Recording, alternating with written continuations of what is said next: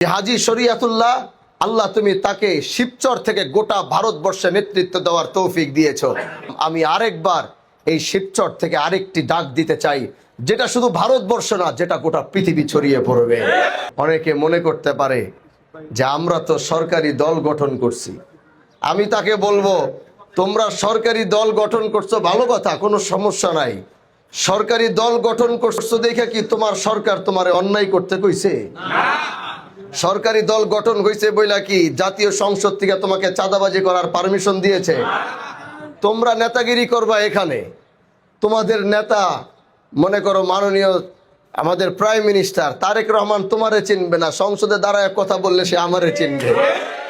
এজন্য নেতাগিরি যাই করেন খুব সাবধানে করতে হবে, কারণ আমরা ন্যায় এবং ইনসাফের পক্ষের মানুষ। আমাদের এই আওয়াজ আজকে শুধু শিবচরে না, গোটা বাংলাদেশে ছড়ায় পড়ছে।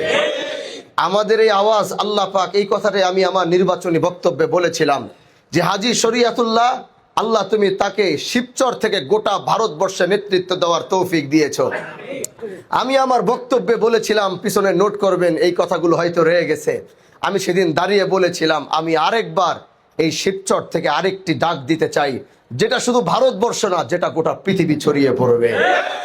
আর আজকে আল্লাহ পাক সেই দ্বার প্রান্তে, সেই রেল লাইনে, সেই পথে আমাদেরকে উঠিয়ে দিয়েছে। হয়তো আগামীতে যদি আপনাদের হানজালা বেঁচে থাকে, তাহলে গোটা পৃথিবী হানজালাকে নিয়ে আলোচনা করবে ইনশাআল্লাহ।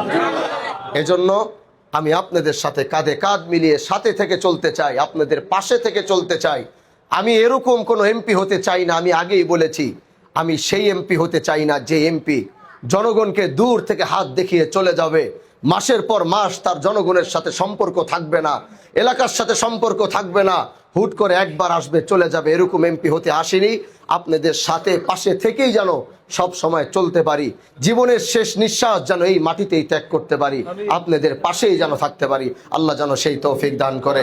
যারা স্বতঃস্ফূর্তভাবে আমাদেরকে সাথে ছিলেন, পাশে ছিলেন, আল্লাহ সবাইকে কবুল করুক।